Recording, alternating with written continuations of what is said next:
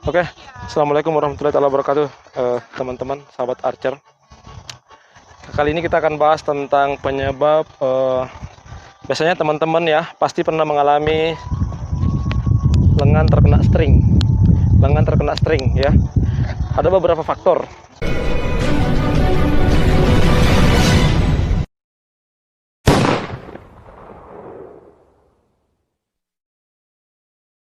Kemarin ada yang nanya faktornya apa, bisa tangan terkena string ya. Saya nggak tahu istilahnya apa ya, tangan terkena string. Tapi biasanya yang string terkena itu biasanya orang-orang yang main selain horsebow ya. Kenapa demikian? Kalau horsebow ini tarikannya full seperti ini teman-teman. Nih, jadi benar-benar rata ini.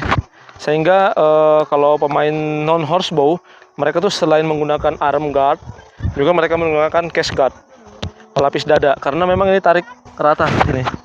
Seperti ini nariknya nih. Nah, ya teman-teman bisa lihat, jadi kena dadanya, jadi perlu case guard dan juga arm guard seperti ini.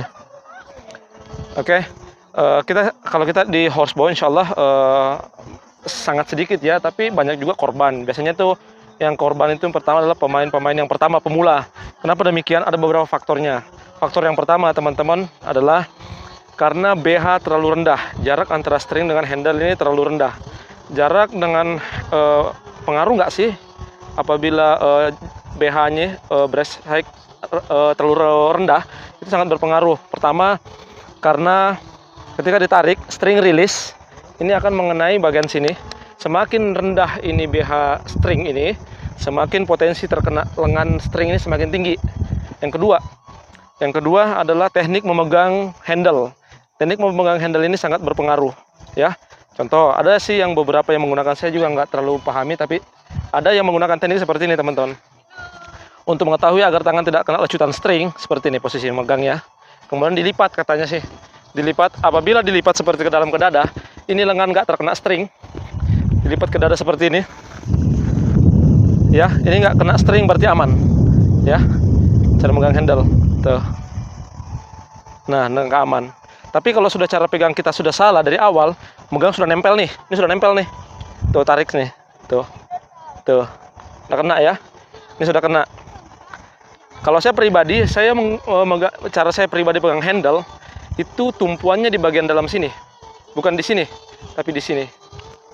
Jadi insya Allah lengan agak tuh teman-teman bisa lihat ada space ya, ada space.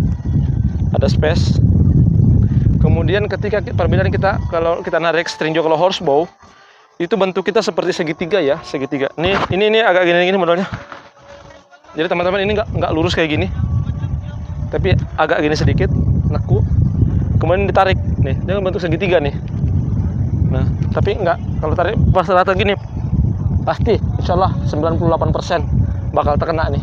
Tapi kalau kita agak sedikit begini, agak ini agak permukaannya agak bengkok sedikit, itu insya Allah minim kena. Nah seperti ini ya. Jadi yang pertama, jarak string dengan handle terlalu rapat. Yang kedua, cara memegang busur. Yang ketiga adalah cara kita drawnya ya. Ada yang rapat kayak gini ya, potensi. Ada yang rapat gini, ini potensi banget nih, potensi. Jadi ada juga yang pakai teknik ini paling aman nih, teknik seperti ini, agak condong ke depan ini. Nah, condong. Karena otomatis ini sudah jauh nih. Ini lengan dengan string ada space, udah agak jauh nih. Tarik nih. Nah, ketika rilis, dia insya Allah aman ini. Ya. Jadi yang pertama jarak string dengan handle. Yang kedua cara memegang handle, cara memegang busurnya. Yang ketiga cara saat draw, kita draw. Jadi orang yang ada menggunakan draw tuh, apalagi seperti ini kan lurus. Ini lurus, ini insya Allah 98% potensi terkena. Nih, akurasi dapat, tapi potensi terkena string ada gitu.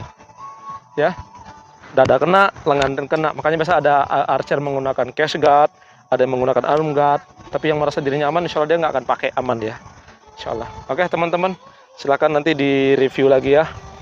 Seperti itu yang kami pahami, yang saya pahami. Insya Allah kita akan sounding yang lain lagi tentang perihal-perihal yang lain. Oke, kita akan lanjut lagi latihan di pantai. Kali ini kita di pantai Angsana. Insya Allah semoga ada rezeki.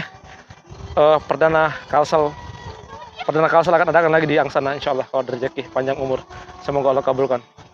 Oke, assalamualaikum warahmatullahi taala wabarakatuh. Salam Rimaya. Ada yang sambil berlari karena Sirot itu panjang. 500 tahun mendatar, 500 tahun mendaki, 500 tahun menurun. Jadi totalnya perjalanan orang meniti Sirot itu 1.500 tahun perjalanan. Itu ada yang merangkak, ada yang berjalan, ada yang berlari, ada yang ngesot, ada yang tangan kanan sama kaki kanannya ngelayut di Sirot, yang kiri itu ngelantung di neraka, ada yang lututnya sudah kena api juga. Macam-macam keadaan orang meniti Sirot. Orang yang ikhlas belajar memanah melewati Sirot secepat kilat, langsung sampai. 1.500 tahun itu ditempuh dalam waktu kalbarki.